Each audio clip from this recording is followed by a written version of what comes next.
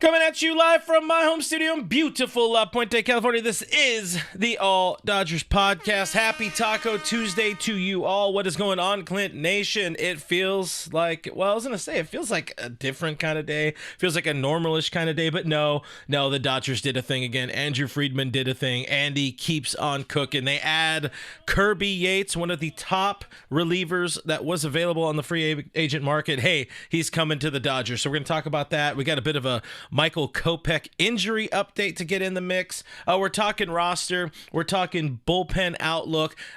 We got to talk about the MLB Hall of Fame for a second because I know my guy Kevin wants to cook about that. All that and more, plus some voicemails finally here on another edition of the All Dodgers podcast.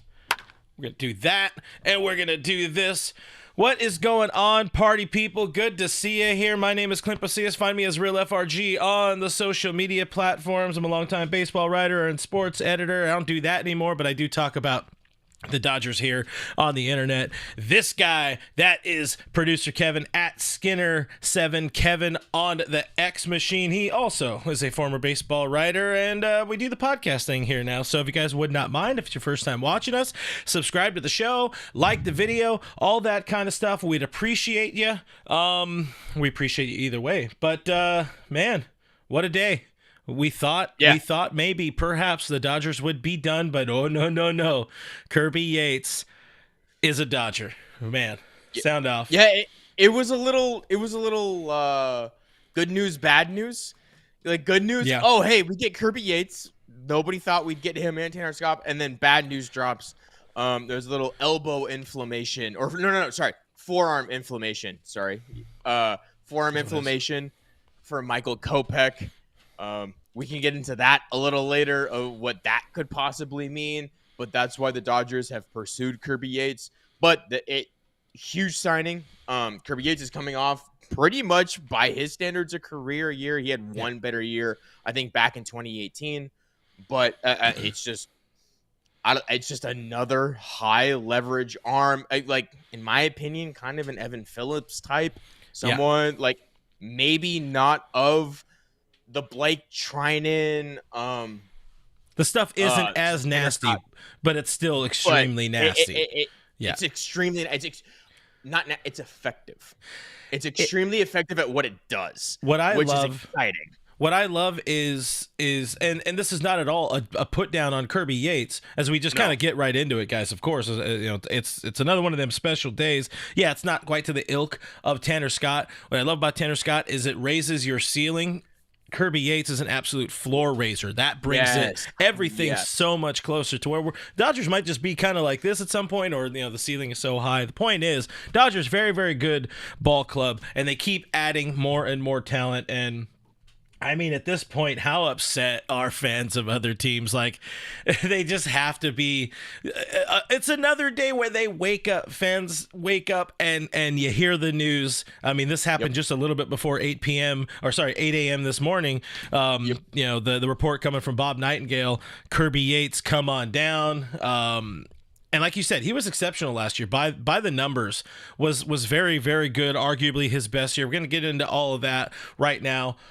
We also got to talk about the Kopech thing. But first, I want to tell people about Bet Online. It continues to be the world's most trusted betting platform and your number one source for online betting in 2025. Whether you're a seasoned fan or a first-time bettor, Bet Online is your ultimate game day companion with the largest selection of odds on everything from football, NBA, college basketball, NHL, UFC, and more.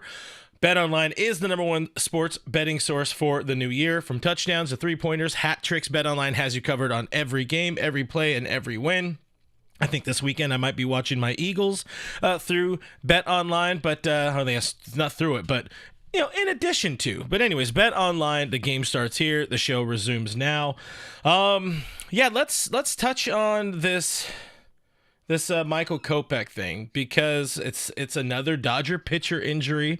The report coming from Bob Nightingale saying and added to from Fabian Ardaya of The Athletic, expected to miss some time to start the season after ending the year with the right forearm inflammation.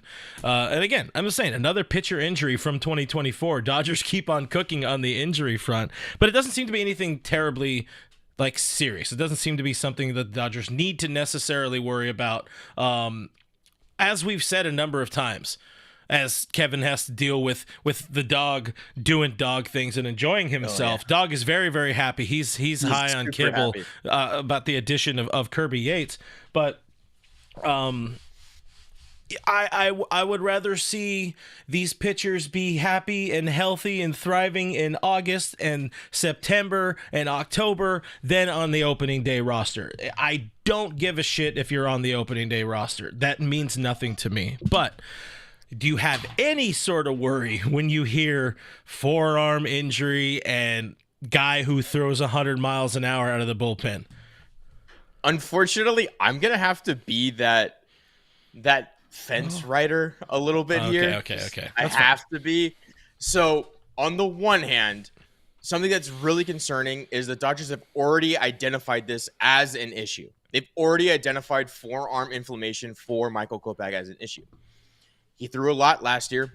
He was really good. He was really effective. It did tail off a little bit in the playoffs. And they've already said, hey, yeah, you're going to miss a month.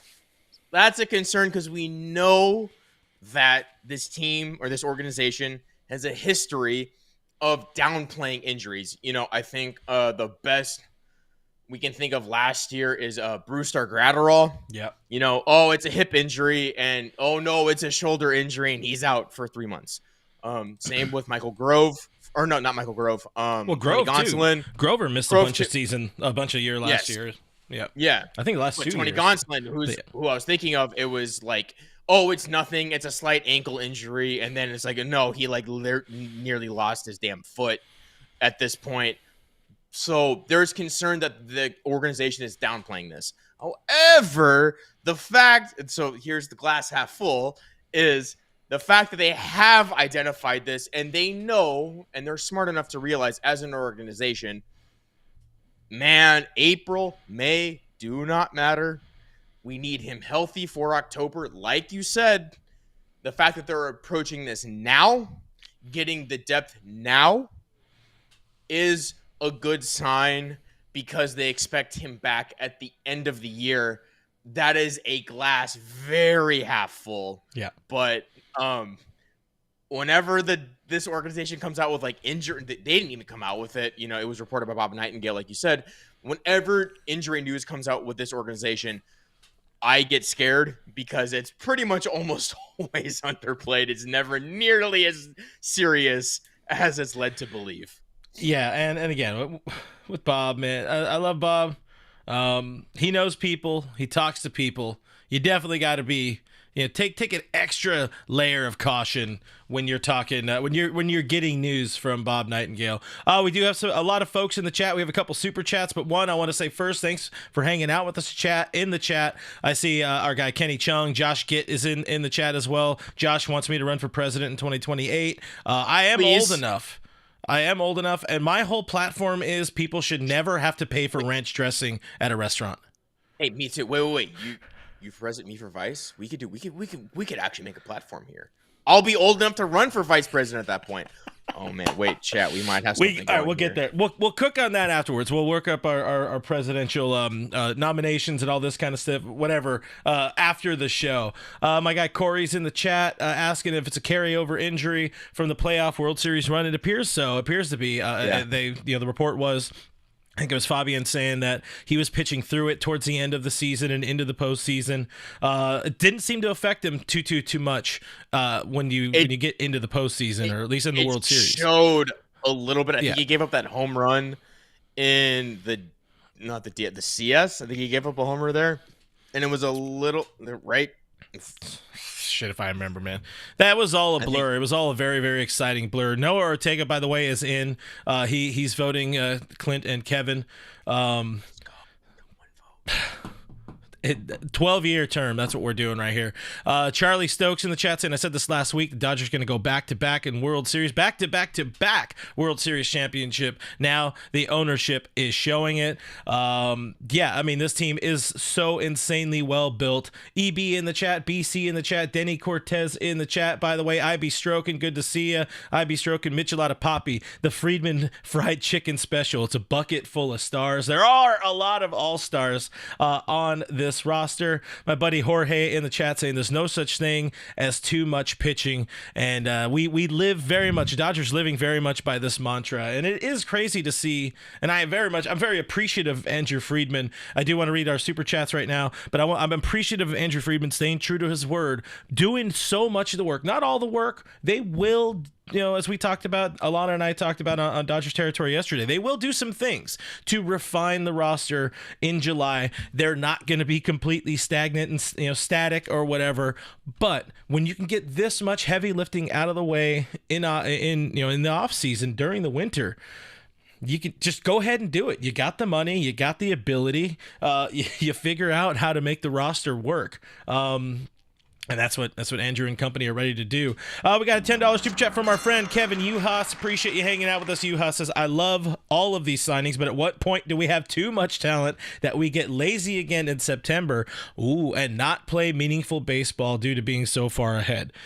We kind of talked a little bit around this, I think, on Sunday, where and kind of in recent days as well. I mean, this roster is so good, this NL West is so good. The Dodgers aren't going to run away with it. Like, there's going to be still competition. There's going to be injuries that kind of derail the Dodgers a little bit. They're going to have maybe some growing pains early.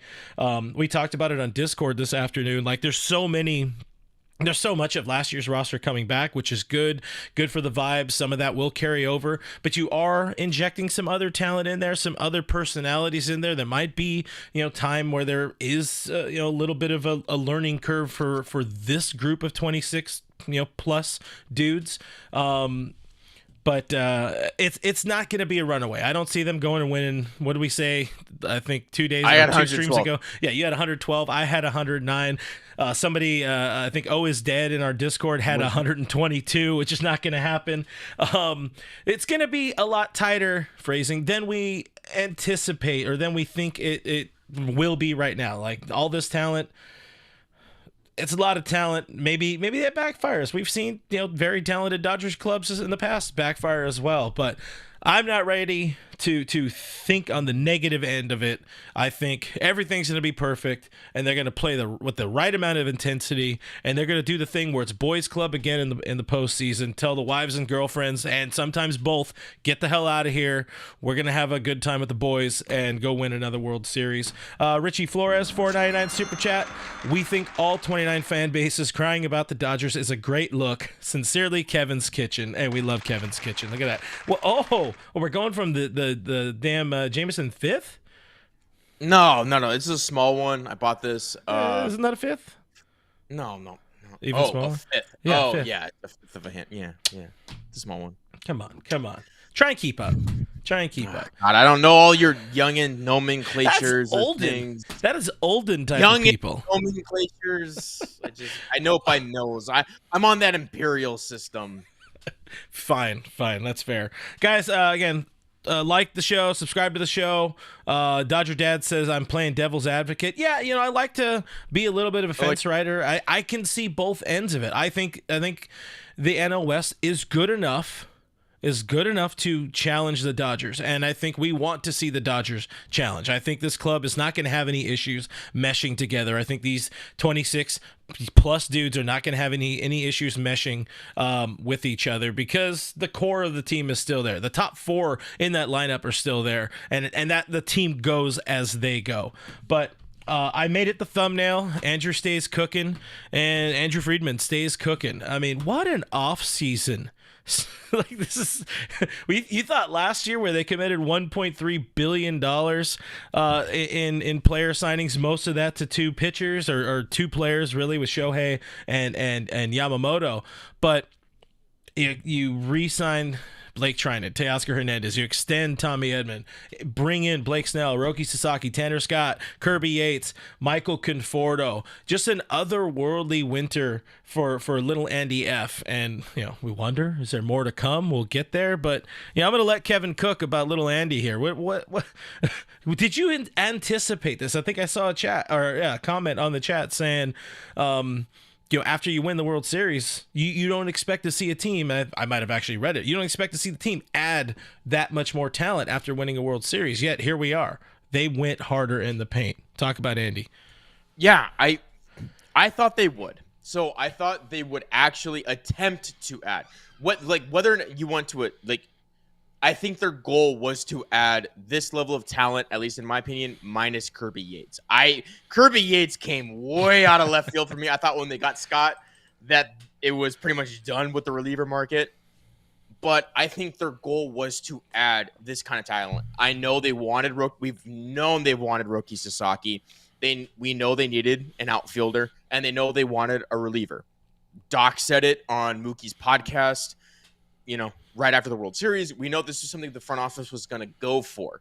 Yeah. To be able to execute on that plan, though, is a completely different thing, and that is where you see not just the talent that they've amassed, but the talent in the farm system. I will keep talking about that because that's what draws players to this organization. Oh, I'm not going to be good for next year. Oh, we're not going to be good for the year after that. We'll continue to be good. You have stars. You have role players. You've got all of this in place. And it is not surprising that they pursued it. It is surprising kind of that they landed all of this. I didn't think in my wildest dreams they would bring back Teoscar Hernandez, sign another outfielder, and get Tanner Scott. Yeah. Roki Sasaki, I will leave in his own category because he was an international free agent, and that's just something that's its own pool of money. But the other three, all of those guys command real dollars to the cap or the competitive balance tab. Yeah, CBT. There you go. The CBT, it's not a cap. They command real dollars to that. I didn't think they'd be able to do all of that. The fact that they did, what that tells me is they had a plan years ago. And we saw this back in the 2023 offseason where they did basically nothing. And we were like, what? And then the trade deadline, we were like, hey, this is a good team. Can you add a couple guys? And they're like, here's Lance Lynn. We saw that again. Like, okay, they must be planning for the 2024 offseason. They saw it. They executed, and the ownership group said, you know what? You did what you needed to Andrew Friedman. You did what you needed to do. Go crazy. At this point, he's a dog off the leash. They're just letting him run wild in this free agent market. And it is awesome as a Dodgers fan. It's great. They're letting him run wild, and it's not to say that Andy hasn't tried to run wild in the past. The difference is, one, this is a very, very good team. They're coming off a World Series win. They are already so well built to win that players really just want to come here. They really want to be a part of it, and we've heard some of the players talking about that. Some players, talking around it. Teoscar Hernandez joined us on Dodgers territory yesterday and was talking about how important it was for him to be back. And I didn't care so much about the money. I wanted to be back with the team. Just get me something that makes sense, that makes me feel proud of myself and comfortable. But I want to be back with this organization, the way they made me feel, the way they made my family feel. All of that stuff is now translating to players. In past years, they're like, now I'm going to go here. Now they're like, I want to be there. What do I got to do? And Dodgers are willing to pay them. Yeah, they can go out and get more money elsewhere, but they get the nice signing bonus. They get the deferrals, so they can get a little bit more money and maybe have a chance. No deferrals. He's got no deferrals in his contract. So they're willing to work it both ways. It's just how do you want to join this organization? And that's something that we haven't seen other organizations do. Kudos to the Blue Jays with Anthony Santander today. Yeah. They signed him. He's got a bunch of deferred money. There are deferrals. The Blue Jays are ruining baseball. Exactly. But it's my point. Perfect timing. Matty Man 5 Dodge said it in the chat right at the same time that I said it, even with the delay. My point is every team can do this. It's just the Dodgers did it first, and they did it in such a way that it's attractive to other players. And that's why we see guys like, and we'll talk about this, Kirby Yates probably won't officially get signed for a couple weeks, maybe a week. Yeah. I don't know because we'll talk about that next. Yeah, we'll talk about that next. So it's just it's a good time to be here. Guys, if you haven't been here, join. We have cookies. It's the dark side. It's all the best time. Force lightning and all that. See, I told you Blake Williams can't corner the market on Star Wars stuff. I also know a thing or two about the honk shoes. As kind of the self-designated godfather of Dodgers YouTube, that's Blake's. I'm sorry. Blake, he owns Star Wars market. Oh, just saying. Right. Just saying. All right. What needs to happen then is Blake and I need to get on a show and we can talk about bare knuckle boxing. Bare knuckle boxing. Oh, he would beat the shit out of me. I think he's like a foot taller than me. Yeah, he's a large gentleman for sure. Yeah, I'm tiny. Kenny Chung already said in the chat. Elisheva Jones hanging out with us in the chat. I saw our friend the Right Field Pavilion hanging out with us. Appreciate you guys hanging out here in the chat. Swell and Sausage as well. Mr. John Rod 499 super chat. It is my understanding that we will win the World Series in 25, 26, and 28 since MLB is teaching us a lesson by going on strike in 27. I don't want to. I can't. No, we're winning in 27 because we won in the last strike. Well, I mean, if there's a potential for a strike in 27, then we'll just have another one of those Mickey Mouse titles to run it in there as well. Let people be upset about that. Frank H saying all these people bitching about Yates, never heard of him before this morning. Let's talk a little bit more about Kirby Yates and then the Padres. Yeah, exactly. Really good for the he was Padres. exceptional as a San Diego Padre for 4 seasons. I think he's saved 65 games for them over the course of his career. Had a 41 save season in 2019. And that's honestly one of my low-key favorite parts about adding Kirby Yates. It's another thing to make Padres fans cry. Why are they taking over former players, man? But that's funny. But yeah, Kirby Yates, 3.17 career ERA for over 422 games. He is a 37-year-old veteran. He'll be 38 by domestic opening day and posted a really, really good 1.17 ERA over 61 and 2/3 innings with the Rangers last year. This is your Dan Hudson replacement, but better. Yeah.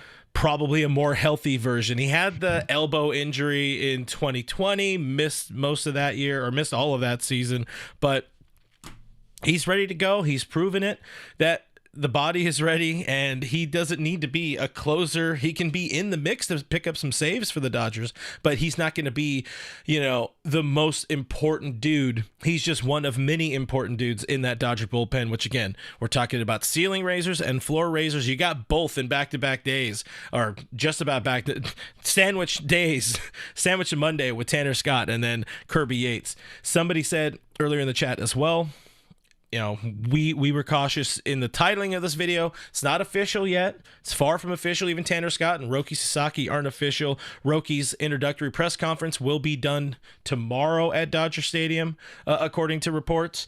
What was I going to say? We still need to figure out the roster part of this. And so far, the only person that has said Kirby Yates is going to the Dodgers is Bob Nightingale. And like we said earlier, Ken Rosenthal kind of threw a little cool water on it, so it's a strong likelihood that Kirby Yates is coming to LA, but not 1,000%. Our friend Scotty G is also in the chat doing some deep cardio. He was one of the I guess we'll say one of the leaders in trying to get Kirby Yates to be a Dodger. I don't think he expected Yates and Tanner Scott, but not a whole lot of people expected that. No one did. What do we have? See, is Scotty said, "Oh boys, I get my curb." Also, no, Scott, he's been on the. He's Kirby been the guy. He's wanted Kirby, and for good reason. I mean, this guy's coming off a career year.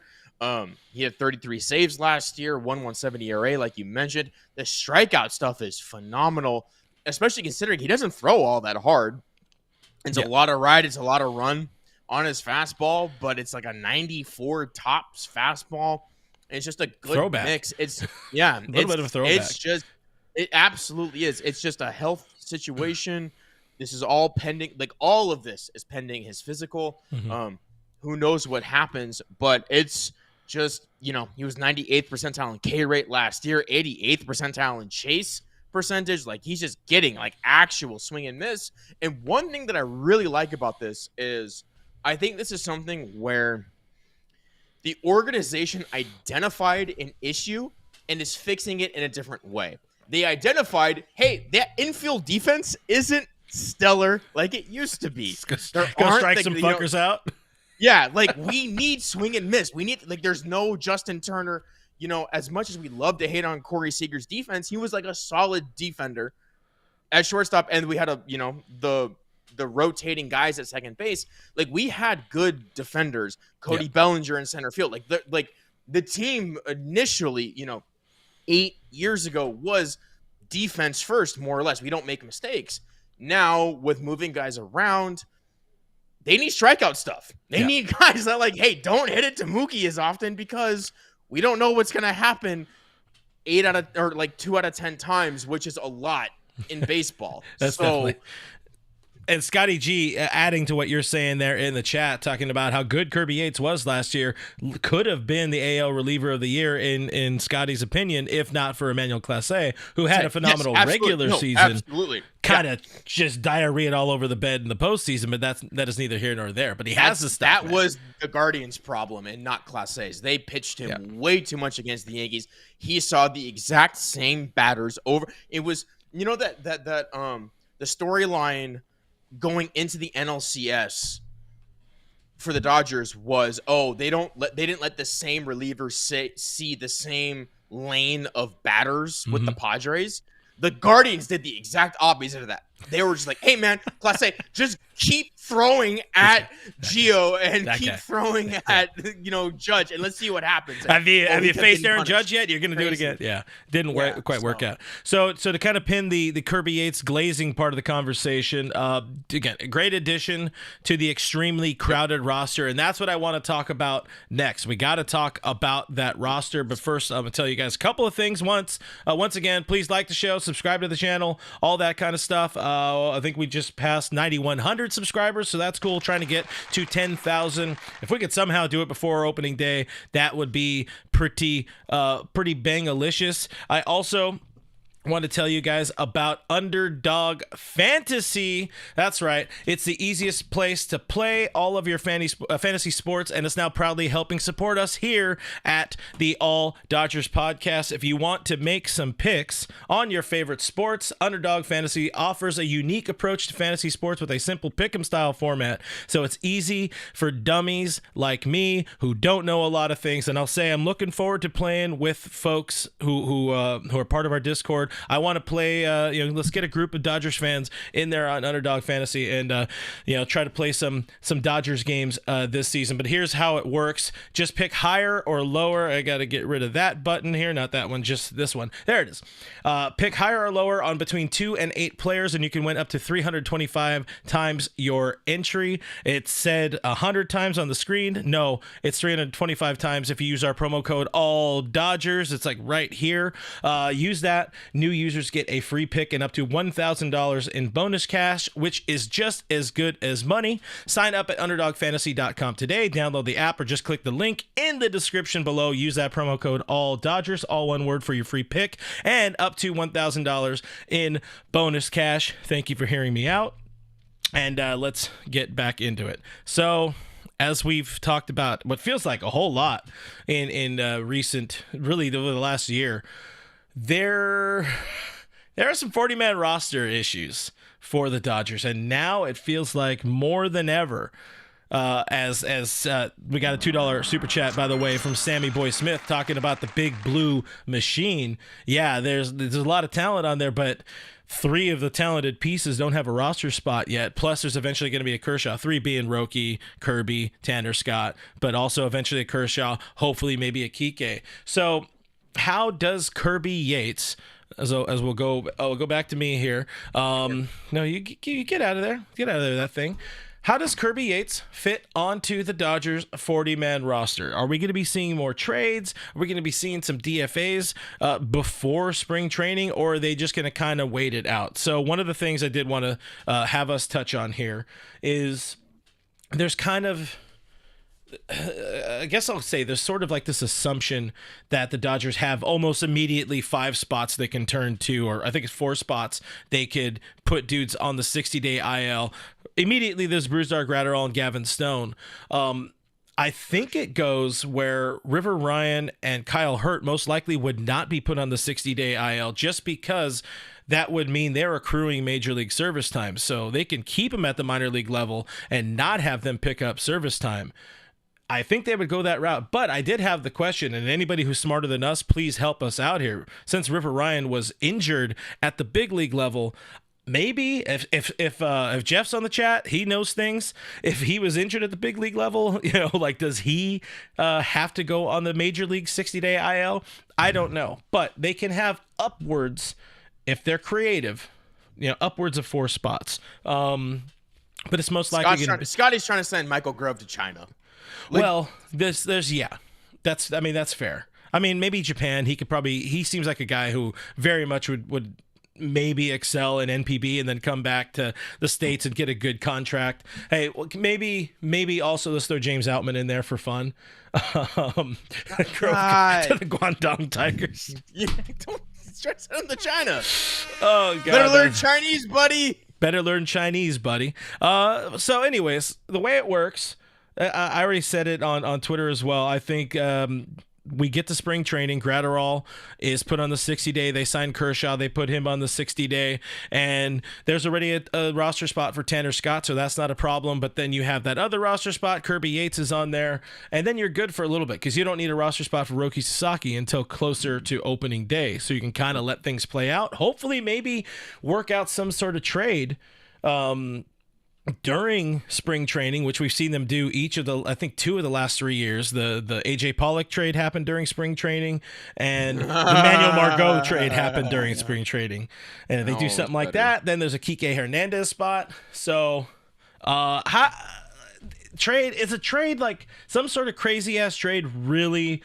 I don't even know. Like, obviously we don't know. What I'm trying to get to is, like, can we see them doing a trade? Can we see them making some sort of insane trade where it's like you package Chris Taylor's contract, who's joining us on Dodgers territory on Thursday, so hopefully not before then.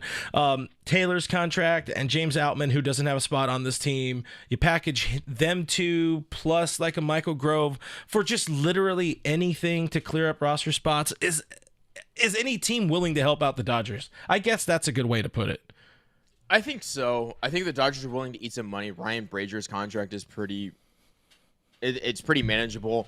It's a name that's been thrown around in recent weeks as far as, what this organization likes in its relief pitchers. He's neither high leverage nor does he have option years. Yeah. And he's kind of caught in the middle. That's somebody that I could see the Dodgers, trying to flip for, a really low-level prospect, potentially a little bit higher if they're willing to eat that money. So that's somebody I could see. You're right. I could see potentially an Outman trade, although I do think they're going to let Outman try to crack the roster this spring training. Try.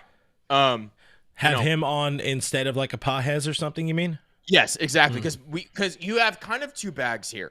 You either have Outman, who we know can play center field as long as it's not at Chase Field, and he struggles in the box, or you have Andy Pajes, who's kind of the inverse. He struggles mightily with that first step in reading the ball off the bat in center field, but we at least hope or can expect a little more power and a little bit more offensive production from him.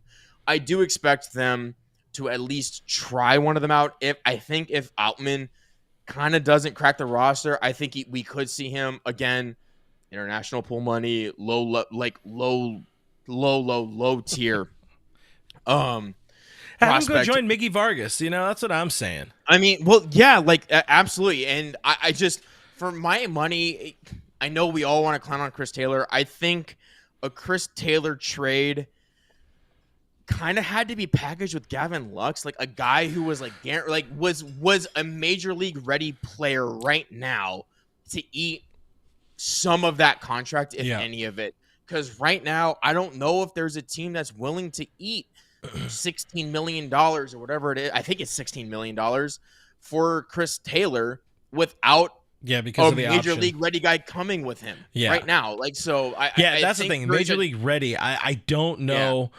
I don't know why not why. I don't know how you package like these very obvious cast-offs, you know, like we don't want these dudes. Does anybody want them? Sort of thing. It's like a yard sale. The Dodgers need to have a yard sale, but of players that won't really get a whole bunch of major league service time. CT3, CT3, he's safe unless they find a trade. I really do wonder if by the end of spring training, if he has a bad spring, like Chris Taylor is 1,000% in the realm of potentially getting DFA'd. And if they have Kike, because it's just going to come down to performance. And if you don't perform in spring training, that's your window. That's your window. It's your window to competition. You do good, and then you can maybe make the major league roster or anything like that. Him, you know, like you mentioned, Brazier, I think he's a phenomenal a trade chip there or trade possibility. Again, with Outman, I mentioned Fiducia on a list that I made. I don't see that happening, but if they need a spot, Hunter Fiducia is in there. Or this was one we played around with. Noah mentioned it in our Discord earlier today. It's like, what about finding a way to trade Tony Gonsolin and Dustin May and opening up spot to bring back Jack Flaherty, because everybody wants Jack Flaherty back now that he cooked on Twitter today, which is hilarious. He's been active. He's been active. He might have been drinking a little bit, but anyways, you know, would you do that? Like, we understand the importance of Tony Gonsolin and maybe less so Dustin May for this team. Would you try to find a way to maybe those are the guys, particularly, you know, Catman? Is that the dude who is the most major league ready dude that you can package along with Chris Taylor and maybe a James Outman? I just messaged Scotty with this. I said I would actually like to see a reset with May. I think Dustin May has the most major league upside. I think teams would be very intrigued with his arsenal. And we know the stuff is disgusting. It's just whether or not he can stay healthy. I'd love to see a slight reset with him prospect-wise. Trade him for a mid-level prospect, good upside. That would be something that opens up a little bit more, at least pitching-wise, for these or for this roster. I personally don't see them trading from the starting pitcher, like the pool kind of pool. Yeah. I think they did that last year. I don't know if they're really willing to do that again. So, but if it's there, if the value's there, yeah, I absolutely could see that, and I'd be here for it, especially with somebody like Dustin May. I mean, even with Tony Gonsolin, you know, he's kind of he's the opposite of Dustin May. The stuff isn't disgusting. He's got that split change, which is nice, but the underlying stuff doesn't like it. But he has the results where Dustin May doesn't. But Dustin May has the stuff. I think there's a package to be had. I would personally like to see that, because I don't think there's necessarily a long-term spot for them in this organization. I think we've moved past that. Ben Casperia seems like a guy that's like the organization really likes. You know, you have River Ryan, you've got Jackson Ferris coming up down the pipeline. So I think you could sell high, even if they're coming back from injury. I think you could sell high on Dustin May and Tony Gonsolin, despite, at least with Gonsolin, the tangible results he's put up. Yeah, I mean, I love Tony Gonsolin. I think he's not better than the first, you know, the top 5 dudes they have in the rotation when everybody's healthy, and that's what it's gonna kind of come down to. But if you're trying to find a way to, like you were just mentioning, find some talent to help offset just trading away dudes, like where Outman really has, you know, at this point, very little trade interest, that people aren't going to be very interested in this dude who hit like $160 last year. Yeah, there's upside, but not every organization, you know. But you're not going to get these dudes and trade them for, like, let's say a Ryan Helsley or something like that from St. Louis. But if you're able to, it's just straight up transactional. We need 5 guys off of our roster. If you have to trade away Tony at some point, the problem is at some point it needs to happen sooner rather than later if they want to do a lot of these other things, or if the whole point we were talking about here is we kind of swirl around this topic is with you know, potentially finding a way to bring back Jack Flaherty, which I don't care. I like Jack Flaherty. Even if these trades were executed, the starting rotation is still so packed Yeah. I don't know where you fit in what Jack Flaherty would command. Like, if you're going to sign him to a contract that says, like, hey, man, we're looking to, like, pitch you every 5 days. I don't know where that fits in with the current construction of this rotation. But I'm, like, I don't know. The Dodgers they're so good at finding innings for these guys, finding at-bats for guys. We've been talking for years now. Oh, hey, where does Chris Taylor play? Where does Max Muncy play? They figure it out. They somehow do. Where does Miguel Rojas play?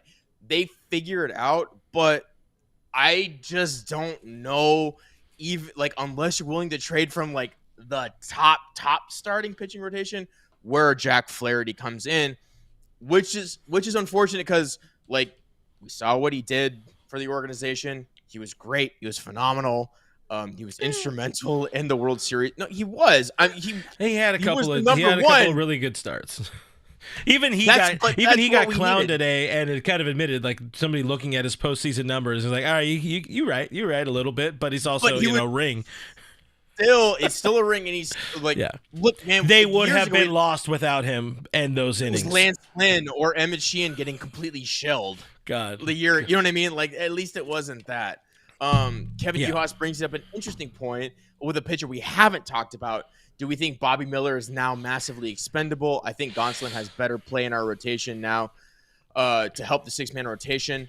I actually think Bobby Miller is not expendable whatsoever. I think his value is so in the ground that there is no way they get rid of him.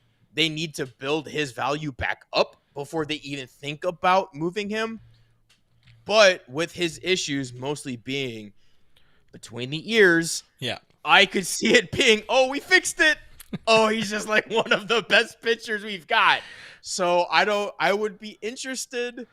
I don't think they move on from him at least anytime soon. No. The other thing is, too, if we're looking at cheap team control, Bobby's got that, and Catman does not.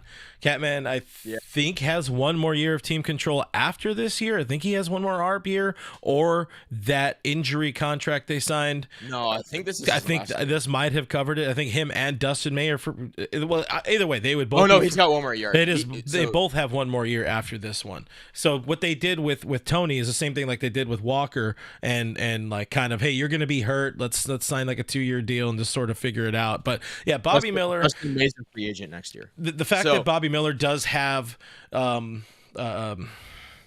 he's cheap, he has options, he has team control. Yeah, he's not going anywhere. He's somebody who could be a bullpen option for this team too.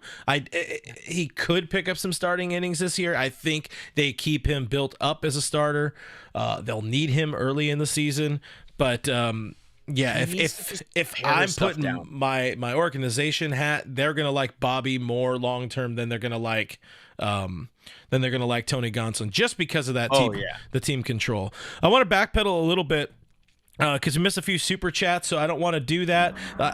To make up for it, I'm gonna do the lasers. But we had maybe we read this one, we did not. But we had Frank H with the $2 super chat earlier. Oh, there it is. To burn out the light bulbs in the Kevin's kitchen there. But saying that Roki Sasaki spotted at Legoland, staying on brand. Sammy Boy Smith, $2 super chat, said Big Blue Machine, which I did read.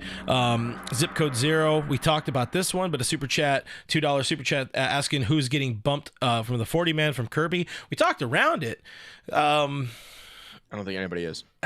Yeah, I really do think they can wait. I said, like, how does he fit on the roster as a trade, DFA, or wait? I think they wait. I think they have the ability to wait. But one person that will be affected is potentially Kike Hernandez. Like, how do you make that work? You do need a trade or a DFA to make Kike Hernandez work now. I mean, again, looking at the pieces on the table, I guess you can IL, Gavin Stone, because one of Bruzdar or Gavin Stone is going to hit the IL the first day they can, hit that 60-day IL, and that will be Clayton Kershaw's spot or Kirby Yates' spot. More likely Clayton, because then he would immediately go on the 60-day, so you have that spot free. Kirby's spot. Yeah. So you have those 3 spots right away. Bruzdar, Gavin, and Clayton, when he's signed, But there's kind of like a, you take the little, what are those things called? The little Russian marionettes, or I don't know. Matryoshka dolls. Matryoshka dolls. Yeah, that thing. That's the thing I'm talking about. You didn't play Call of Duty World at War? Like, you throw one of them, zombies chase after them. No. You live another. Oh, okay. I played all the Modern Warfares. That series was sick. I don't care about playing with other people online. That's not my style. Give me a good story. Clint doesn't have friends, chat. Well, I mean, I have all you people online, but otherwise I have normal like flesh people friends. So like we go to places and go to the bar and drink. Are they light, or are they fair skin? We'll move on. So yeah, zip code 0 to the question. That's what we think happens. We think that they wait. Ramen Noodles, great name. Ramen Noodles 4305. I saw another version of his chat as well. Didn't really know where to mix it in, but asking what happened to me and my old boy Brooke at Dodgers Nation. That's a long story. I'm not at Dodgers Nation anymore for reasons. Cough, cough, their owner. But this guy is better than Brooke or something. So we got that going. Or something. Oh my God, that's the nicest thing I've ever heard in my entire life. Holy crap. Woo! We did it, chat. Chat, I'm out. See ya. And that has been producer Kevin. Find him at Skinner7Kevin on the Twitter. But yeah, we talk about it. We've talked about it off and on Discord. That's the best place to get to know me as Kevin breaks everything. Mario with a $5 super chat. Thank you very much. Mario says All-Star game this year needs to be AL and NL teams versus the Dodgers. Who wins? I think the Dodgers win. Don't care 187 with a $2 super chat. Thank you very much. Don't care says Clint quit costing Alana more guests. Hey, she costs herself guests. She costs us guests. That's what I'm saying. Messing around. If you guys got to listen to the whole show on DT on Monday. $10 again from Super Chat. I think you read that one. Yeah, you did read that one from about the Bobby Miller. And Ray Renz $4.99 Super Chat. Thank you very much, Ray. Says excited for all the signings, but I'm not excited for the incoming $60 Michelada at Dodger Stadium. Yeah, that's another part of the equation, and probably $100 parking. Oof. Scotty G, our eyes on the street, saying that Roki Sasaki is at the Lakers game right now. LFG, that is you know what? Who was it? Blake Snell, I think, was at the Clippers game. That makes me worry. That makes me worry a little bit about Blake Snell. In the clubhouse, you don't go to the Clippers game. Don't watch the Clippers. That's how you know. Blake Snell is a Northern California boy, and Roki Sasaki is a true blue Dodgers player. He's at the Lakers game, not the Clippers. I'm kidding.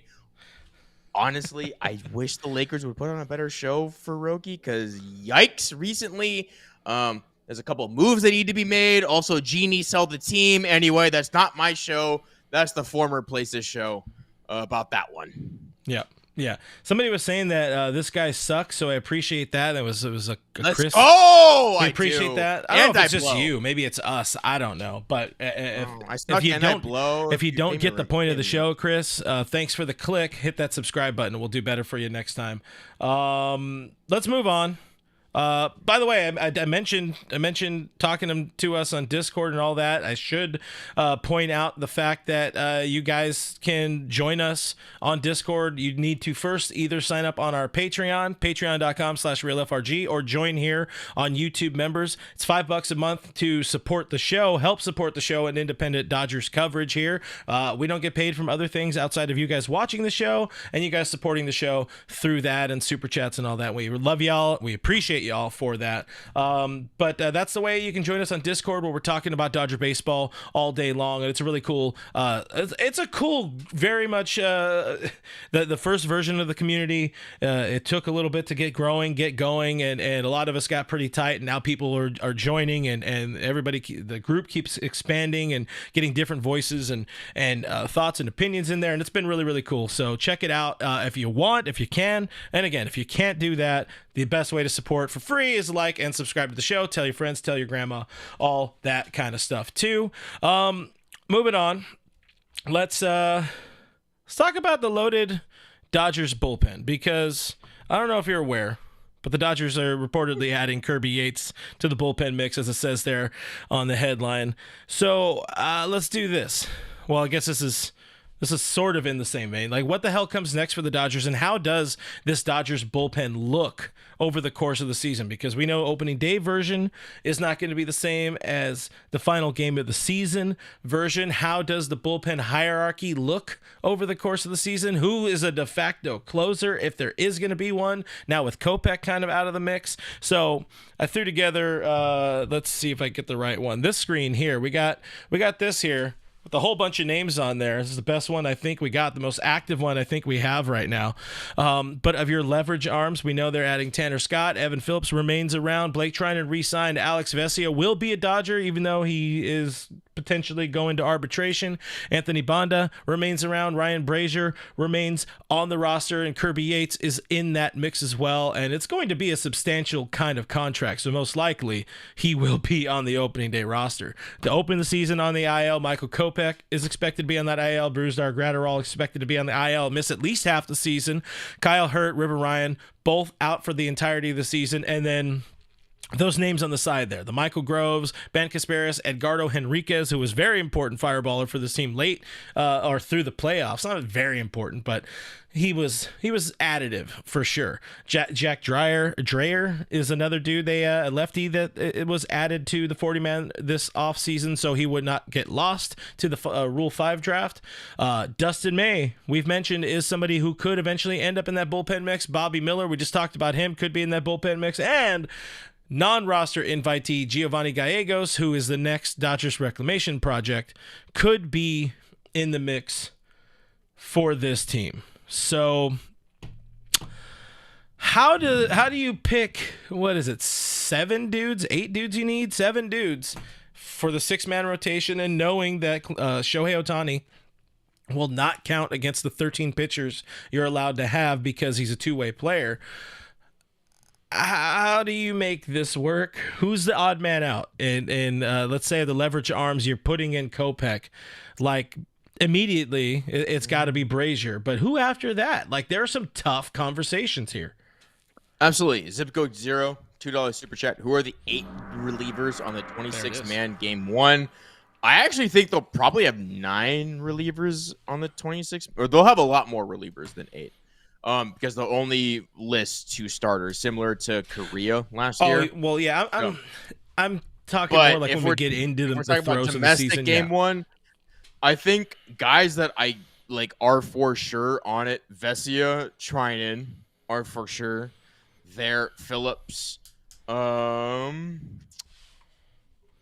Let's see. Banda's earned it. Kirby Yates is going to be on there. Tanner Scott. Those dudes are going to be on it. Tanner Scott. Yeah, that's 6. So that's 6 right there. Well, 7 with the names we have on there. Like, Brazier could be one of those dudes I don't know if Brazier's there because he's blocking some of he's blocking like an Edgardo Henriquez or a Michael Grove, or he's blocking some of the guys with options. And or Tony Gonsolin or Dustin May. I think Gonsolin and May, at least for my estimation, start the year in the bullpen. In the bullpen? So oh, hell no. Those are definitely Tony's going to be in the starting rotation because Tony maybe. I think Dustin May. We'll go ahead and throw to this right here because I got this in the background. You're not going to have Ohtani, Kershaw, Emmett Sheehan. You're not going to have those dudes around to open the season. So and we don't know if Roki makes the opening day roster, or if they most likely will. He's gonna make the opening day. Most likely will, but for the sake of the conversation. But if they want to have a 6-man rotation, you're looking at Yoshi, Snell, Glasnow, Gonsolin, D-May, and Roki as those dudes until Shohei becomes available sometime in May. Kershaw maybe sometime in July. Sheehan maybe June or July.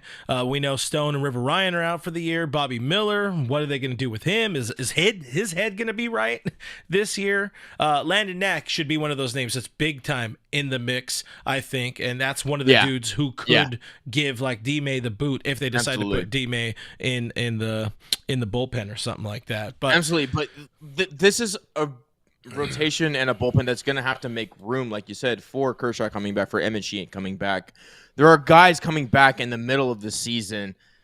I know Sheehan can be optioned to AAA. I think he has one more option year, if I remember correctly. Brusdar Graterol, I don't think does. So he has to be on the 26-man roster. So they're going to need flexibility, which is why I think guys like Brazier are out, because he doesn't have that flexibility. Yeah. He could be like on the roster for Tokyo or something like that. Maybe gets cut after that. It's a tough. I mean, again, there are some really difficult conversations here for this team. Yes, absolutely. So that's why I think like a guy like Justin Robleski makes the roster over Brazier, because eventually Brewstar is going to come back, and they need to send somebody down or cut somebody. Yeah. And I don't know if Brazier, like, I think they'd rather see what they have in Robleski than just run out Brazier, which, as good as he was for parts of last year, I mean, it's clear he doesn't have the stuff he used to, and he wasn't that guy that we had back in 23.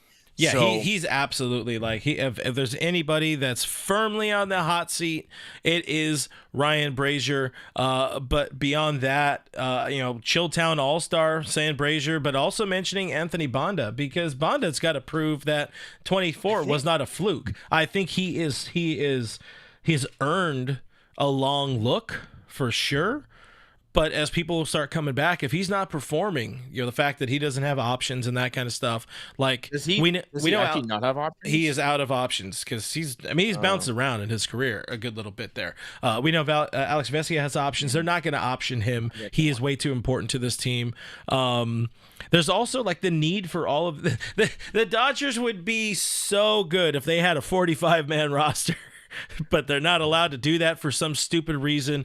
Why can't they just let the Dodgers cheat? But the point is, we were talking about it also on Discord today as well. Like, what about, the team said that they're going to kind of audit what all of these pitching injuries are about. How come all of the pitchers got injured? And one way to help mitigate some injuries is more rest and baked in periods of resting somewhere throughout the season. We kind of saw that towards the latter half of the season with Danny Hudson, where he got like kind of 10 days off. He stayed on the active roster, but if you're able to find a way to sort of not phantom IL, but kind of phantom IL, get some dudes in and out of the roster there, then we could argue either way that all of these dudes, I'll go to it again, all of those dudes are hugely important to this team and to the roster. But some of them are more importanter than others. And it's, again, very, very tough conversations coming up for this team when we talk about raising this. I thought Banda had more options. No. I thought Banda had one more year of options. I didn't know that. Yeah, unfortunately for him. I mean, hopefully he's got it figured out, but I'm not going to cry if Banda struggles and, they have to cut bait with him sometime like in April or something. That's not the best case scenario, obviously, but when we're just talking earlier about raising the ceiling and raising the floor, with that comes kind of not as much leniency in keeping underperforming players around. And we saw the team last year where shit got real in the Shohei Ohtani era, how quickly they pulled the plug on, deservedly so, James Outman, when the year before he kind of had his opportunities to go through the ups and downs of a rookie season. Sophomore season didn't get afforded the same luxury. And I think that's how the bullpen works. I think it's going to be as ever evolving as we've seen in the past, but some of those dudes on the right side of this list will be kind of more up and down, and the other guys will be more here or gone, more so, your Brazier types. Injuries will be in the mix, all that kind of stuff. There's a lot of very difficult decisions and questions coming up for Dave Roberts, Andrew Friedman and company, but at least we keep raising the ceiling and raising the floor, and I think these people understand the assignment. These players understand the assignment. When they sign here, you're not guaranteed a job. You're 100% not guaranteed a job. And hepatitis not see in you this later. Organization. Bringing up a very good point. If you do kind of cut bait with somebody like Anthony Banda, they did get him for a little player known as cash consideration. So it's not like, it's not going to be the most painful loss. What did Scott said? They'll do whatever they can to retain guys with team control. Have a great wrap up. He's headed to Dodger Blue right now. I think they're going live at 7:10. Always appreciate Scotty. We'll get him on here, of course, again real soon. Zip code 0, $5 super chat. Barnes, Rojas, Pajes. Does Kike make it over Outman for the 26 man? If that were the decision, yes, but Outman. Yeah. It would need to honestly be Kike over Pajes on the active roster, I think. If Chris Taylor is sticking around. Yeah, it's okay. In my brain, I've already traded Chris Taylor. Now, the other thing too is the Dodgers are in an interesting position with Chris Taylor where they could DFA him and keep him in the organization because he's not going to elect free agency and give up his contract. Would they do that? No, but they are in a position where they can cut him, kind of eat crow on the money, and still keep him on the roster. Well, I guess no, on DFA they would not. It's the other one. It's outrighting. That's what it is. If they were to outright him, try to get him off the roster, he has the option of being like, okay, well, I don't want my money. I want to go play somewhere else. Or more likely, he's going to be like, please give me that, I guess I think it's 12, 13 million this year. And then there's the buyout of the option for 26. There's a team that'll trade for him. There's no way the Red Sox wouldn't be interested. There's not no for way a lot of Twins money, though. Now, if it's prorated, the Dodgers have to Yeah, the Dodgers have to eat money, but there's no way the Red Sox would be interested. But the thing is, if you do the waiver, interested. if you do that waiver route, though, like if you try to put him on outright waivers, any team that tries to claim him would have to eat the entirety of the contract, or that's when he gets that option of electing free agency or accepting the assignment, which he would accept the assignment because he's not going to give up the money. Anyways, again, there's a lot of things this team needs to figure out for sure. A lot of conversation we could have about it. I did say we're going to get to voicemails. We haven't done voicemails in a little while. But then again, we're already at an hour. We've done a lot of show. Where are you at right now, my friend? We can do whatever. I'm here. I'm a little hungry, but we can do whatever we need to do. So, well, guys, we appreciate you hanging out with us. Like the show. It's a fake Japanese hat. Lies. This is a real Japanese hat made in America. I salute you. And when we're president and vice president, we'll make everything. I don't know. I got. When we do it, I got nothing for you. Japanese sweatshop. Yep. I got very little for you, but I did want to get to some voicemails. Some of these are a little bit older. I haven't been able to get to them because it's been such a busy time for the Dodgers. But let's listen to our buddy Noah, as you know, who's got some things to say about our Dodgers. Well, what up, guys? It's Noah, as you know. And damn, guys, we are stacked. This has been an amazing off-season. This off-season, the previous one, I think are probably the two best off-seasons combined. We got everyone we wanted, everything we wanted. Literally, let's just build Andrew Friedman a statue already. Get AF a freaking statue. He deserves a lot of praise. He deserves like at least $100 million. This guy is a legend. The only problem I have with Andrew Friedman is the fact that he didn't buy that many buckets for all the Padre and Giant fans. Because I gotta say, given how much they've cried, all those tears could have actually taken out the fire. So, Andrew Friedman, you gotta get those in the next offseason. Make sure to send everybody buckets so that we could save the water. Because we may be in a drought soon. Hopefully not. The good news, though, is at least the Dodgers ain't in a World Series drought, unlike the Padres. Man. So, overall, guys, let's all be satisfied, and let's enjoy while we still have it. And it's pretty funny, guys. In 2023, the Padres, the Mets, the Yankees had the 3 highest payroll, and yet none of them made the postseason. And on top of that is, literally, we were 1 win away from San Diego destroying us. Not we. They were 1 win away. But nope. We responded, and we will continue And there is no reason why we can't win back to back to back to back. So let's go win, guys.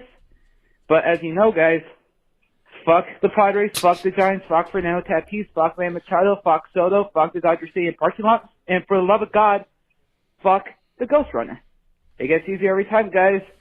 See ya.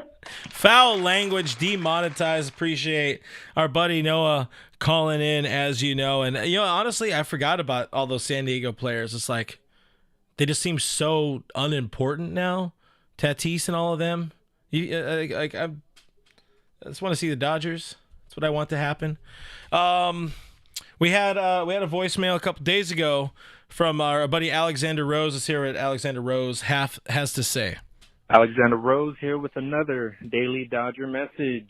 And in today's message, you can't see it, but I hope you can feel it as I am dancing, and I hope everybody is dancing with the news. Roki Sasaki, baby. And let's be honest, he wasn't going to the Padres.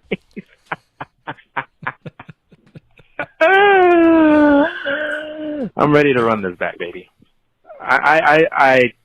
There's so many things that can still go wrong with this team, but hey, they not like us. They really not. All right. Everybody have a good Friday.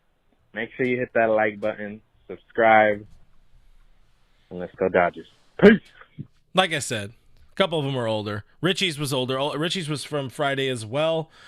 We're going to play Richie, and that's it, because I don't want to keep us on too long. I know a lot of our other friends are going live right now on the YouTube, so there's no reason to have so many shows going at the same time. That's unfair of me to stay on. But, people, you got to hear from our guy, Richie Flores. So here we go. Well, hey, Clint. Happy Rookie Day to you. This was Friday. So let's take a look on why that rookie decided to tell the Padres to go F themselves, shall we? Since 2013... the Los Angeles Dodgers have had an epic playoff run, making the playoffs consistently through 2013 up until this past October.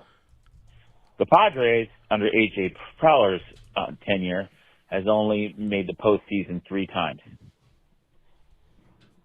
Since 2013, because of the Dodgers have made the postseason, they have to draft last, but yet their development and their scouting department still consistently comes up with top draft choices that everybody kills for at the trading deadline.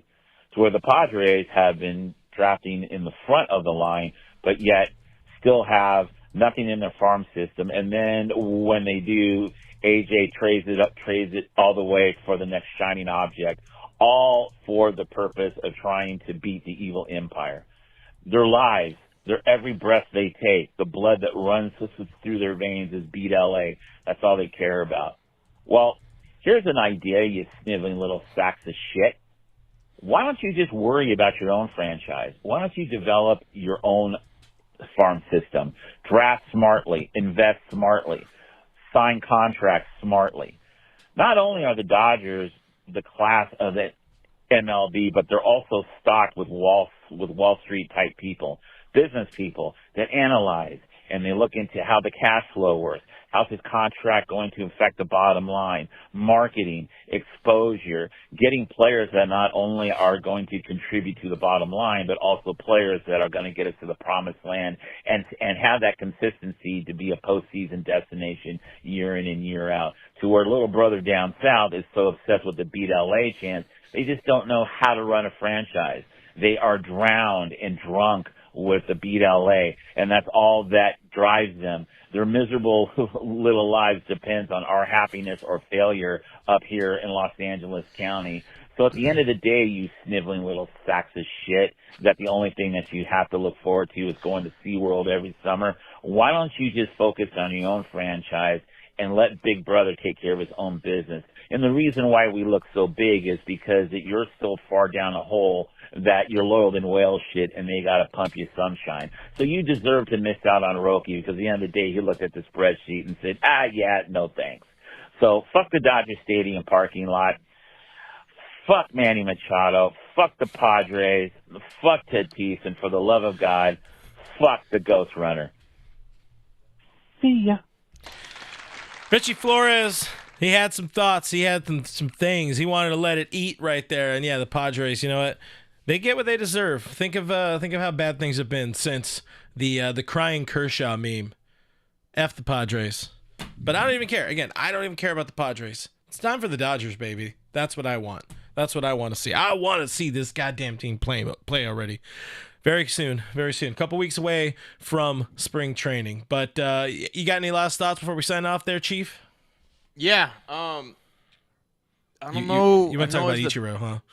I do. I wore the hat for a reason. I don't understand. Like, everyone's entitled to their own opinion. I get it. Everyone has their own set of beliefs. They have their own code they live by. When over 330 people vote one way and you don't, maybe you might be wrong. Just for I pulled up a couple stats that were just kind of interesting. Ichiro, since he debuted in 2001, where he won Rookie of the Year and MVP, only player ever to do that. He had a 60.0 WAR. Pretty high. Pretty good. 3,000 hits. I don't know if we'll ever see that ever again. Pretty good. 10-time Gold Glove winner. So if you're not a hits guy, if you don't like Luis Ariz because he's a singles merchant, Luis Ariz can't sniff a Gold Glove. This guy's got 10. And in his first 11 years, he played 146 games at the minimum. Most of the time, he played 157 or higher. 146 was like an aberration that was low. Beyond all that, he started his MLB career at age 27.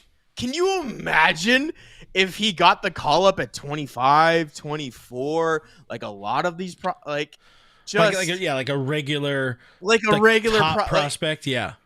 And there's some BBWAA member out there that's like, nah, not a Hall of Famer.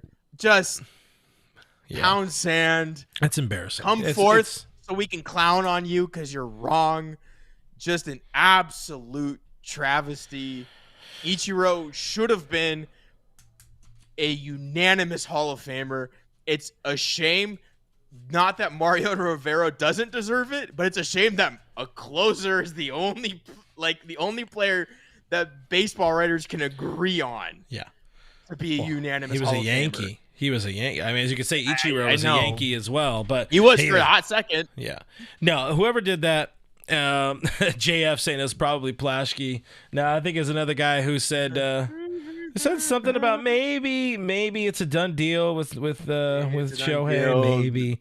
Toronto. I really hope whoever did that like. They shouldn't be allowed to vote. I'm sorry. Take away the vote, but I want somebody to clown the hell out of them. I will say this: I haven't looked at all of the results yet. I know who made it into the Hall of Fame, and I've long been a proud backer of shit. I had his name and then I just lost it. The reliever, Billy Wagner. Absolutely, he was insanely dominant over the course of his career. And what I like about Billy Wagner too is it opens the door 1,000%. And somebody else also said online, opens the door for Kenley Jansen to be in the Hall of Fame. Yeah, he should. As he should. And I don't think we're gonna see saves the same way we saw them in the last 3 generations. I don't think we see them the same moving forward. So we might be getting towards trending towards the end of seeing relievers make the Hall of Fame. Maybe. I think you gotta obviously Kenley's saves made him as good, but it's just that period of time from 2014 to 18 where he was just completely untouchable, and it helps he's got the counting stats. I think he's 5th all time on the saves leaderboard right now on the ladder. That helps, but he's got those rate stats. He's got that period of pure dominance. Yeah, and he also did it over he did it over a long time. He had an extremely dominant period, and he also did it over a stretch of time, which Ray laughed, thought I was going to say Eric Gagne. No, he's a Dodger Hall of Famer. That's a Hall of very good, Hall of extremely dominant, stretches of a major league career at a point in time. Maybe there's some steroids, all of that kind of stuff. Gagne's not a Hall of Famer, but Kenley likely will be. Even so, guys, that's probably about a good time to hit that wrap it up button. There's so much more. There's so much more we'll be talking about. Devin just got here, says I'm 75 minutes late. Sorry. That's how it is. Wait, is Doug also live right now? Oh, all of a sudden, Doug. Probably. All of a sudden. I know our boys at Dodger Blue are. I would go there rather than anywhere else. But, guys, thank you guys for watching. Thank you for listening. Thank you for the comments, engaging with the show today. Thank you so much for the super chats. If you guys did drop a super chat in during the stream, we appreciate you. Reminder, 2 days from now, Chris Taylor will be joining us on Dodgers Territory, myself and Lana Rizzo, so do check that out. If you missed it, Teoscar Hernandez joined us on DT on Monday, and that was good. I really enjoyed Teo. He is a good human, and I'm glad he is a Dodger for at least 3 more years, hopefully longer, but check that out. I think you will enjoy it as well. I want to thank our channel members and Patreon supporters, people who help us continue try to bring you content. Again, we're not backed by any sort of company, any sort of people that give us money to say things or not say things or whatever. This is just us talking out of our office or our kitchen, and you guys are the ones that directly support us, so we appreciate you. Shout out to the mods for doing a kick-ass job in the chat, as they always do. If you do want to support the show that different way, check out patreon.com/realfrg or click join button here on YouTube. There are links in the descriptions. All Dodgers is presented by BetOnline. That's Kevin. Give him a follow. Skinner7Kevin. Give me a follow. Real FRG on all the platforms. And we'll see you on the next one. Okay, bye.